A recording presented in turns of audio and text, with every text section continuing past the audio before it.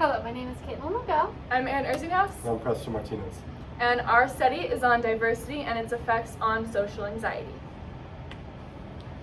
Universities recently have taken grand steps in a mission to diversify classrooms and campuses. With this shift, researchers have begun to look at the effects diversity has on students' emotional and educational well-being. And while most research aims to weigh the benefit that diversity has on the academic performance of students, there is also some research that looks at how diversity might play a role in students' emotional regulation. Chang and Mitchell published their research on the positive educational effects of racial diversity on campus, which aimed to examine the links between racial diversity in college campuses and positive educational outcomes in students. Researchers Chang and Mitchell conducted a questionnaire for college freshmen where they took data from a freshman survey in 1985 and then again in 1989 with the same group of students to reflect on their college years. So, Chang and Mitchell designed a statistical analysis to isolate the effects of racial diversity on two specified outcomes, one being the development of interracial friendships and the frequency of discussing racial issues. It's most important to note that these experiences resulted in positive experiences and showed beneficial effects on these students' academic and personal development. Their research shows that interacting with someone of another race and discussing the topic of race and its issues result in a positive educational experience. In the study, How Much Diversity is Enough? The Curvilinear Relationship Between College Diversity Interactions and First-Year Student Outcomes by Nicholas Bowman, he discussed the legal challenges of race-conscious college admissions. This study inspected interpersonal relationships, with diversity displaying a positive curvilinear relationship with multiple first-year outcomes in students. Undergraduate freshmen took part in a longitudinal study where data was recorded from their first 2 to 3 weeks on campus and again 2 weeks before the end of their first year. The questionnaire they participated in assessed various high school experiences, such as interests, attitudes, and values, and multiple of other assessments. The second questionnaire will evaluate their overall college experience. Throughout all of their analysis, students who engaged and interacted with cross-culturalism showed considerable growth versus those students who had little to no interaction with diversity. The next study we looked at was a study by Thomas Laird, College Students' Experiences with Diversity and Their Effects on Academic Self-Confidence, Social Agency, and Disposition Towards Critical Thinking. Researchers aim to test the theory on how experiences with diversity influence students' educational outcomes. And in this study, they aimed to further investigate the relationship between diversity experiences and student self-perception. Specifically, it investigated the influence of diversity experiences on factors such as academic self-confidence, critical thinking deposition, and social agency. This study shows particular interest in the disposition to think critically overall, as well as the open-mindedness and critical thinking self-confidence components in students. The term open-mindedness refers to someone's tolerance of different viewpoints and sensitivity to opinion based on one's own biases. The results of Laird's study shows that when students have taken diversity courses in school and who are actively engaging in open mindfulness, that can lead them to have higher rates of academic confidence, social agency, and better critical thinking skills. With all of these studies in mind, we hypothesized that there's a significant negative correlation between diversity in university classrooms and social anxiety felt by university students. Our study is a correlational study with a non-experimental within-subject methodology.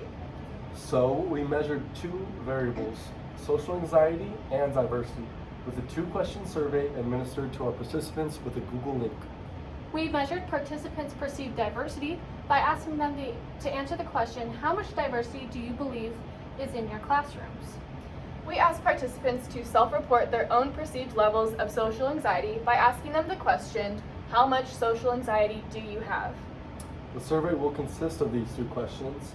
The anxiety will be measured on a single-factor, three-level design.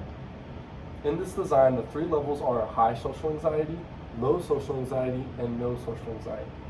As for the diversity question, it will be measured on 4 levels: no diversity, slight diversity, moderate diversity, and extreme diversity. For our participants, we will be using college students ages 18 and up who are currently enrolled in taking classes in a university. Our participants do not have to be diagnosed with social anxiety to participate or complete our survey. The survey is self-reported, and participants will first provide informed consent before they are instructed to fill out the survey. Participants will be given instructions to fill out their survey on their own and not to communicate their choices with anybody else in the study. There will be no time limit for participants to finish the survey. And the survey will be filled out and submitted through an online form to Google Forms. For the experiment session, we had a group of 27 participants, all from upper college level psychology courses. All the participants fully completed their 2-question survey online during a normal class session. We added together the number of participants that answered the questions on our 3 or 4 level scale, depending on which level they chose. Once we had all the number of participants' responses for each factor and level, we ran our results through the statistical calculator provided by Dr. Trofimo to gather our p-value and our results. Now onto our results section. We asked a series of 2 questions, the first being, how much diversity do you believe there is in your classes? And out of 27 responses, our data yielded some interesting results. Out of our diversity perception, 66.7 or 18 out of 27 students reported moderate diversity. 6 out of 27 students reported slight diversity, which makes up these 2 sections here. 11.1 or 3 out of 27% of students reported 3 out of 27 students, reported extreme diversity, and lastly, 0% of students reported no diversity. Now on to our next question. It asks, how much social anxiety do you have? Again, out of 27 responses, 40.7 or 11 out of 27 students reported moderate social anxiety, 44.4% or 12 out of 27 students reported slight social anxiety, 11.1 or 3 out of 27 students reported extreme social anxiety, and lastly, 3.7 or 1 out of 27 students reported no social anxiety. Our correlation shows a p-value of 2.70651 E05, which deems our findings statistically significant.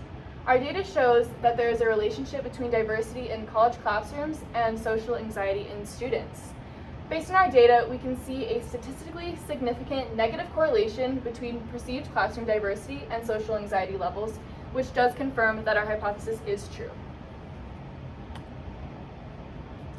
The outcomes of this research provide us insight on the relationship of social anxiety and diversity in the classroom. We also saw similar findings in some of the following research papers, such as Layard 2005, where they investigated the relationship between diversity experiences and students' self-perception. Now what they found is that experiences with diversity, particularly to things such as interacting with diverse peers and exposure to a diverse curriculum, plays a vital role and are necessary for the development for a positive self-concept. This positive self-concept is important, and it can be a possible explanation that an increased positive self-concept correlated with diversity can create overall less social anxiety. Another paper that I'd like to mention is the Education and Identity papers. It brings attention to experiences with diversity and how it can help college students broaden their choices for their own personal identity. College students need these experiences because they are at a point in their lives where their development occurs best if they can experiment with different roles and ideas before making commitments to ideas that will remain relatively consistent in their adult life. Experiences with diversity are crucial, and they can encourage college students to make intentional commitments that align with their own view of their role in society. To bring this all together, if students don't have those experiences to help develop one's open-mindedness or self-concept, that can negatively affect one's social anxiety, which could be improved by encouraging exploration of ideas, groups, and careers. A suggestion that I would like to make for future research is to consider the intersectionality of identities. By not only looking at diversity, but by examining one's own race, gender, and sexual orientation and see how those interact and influence social anxiety.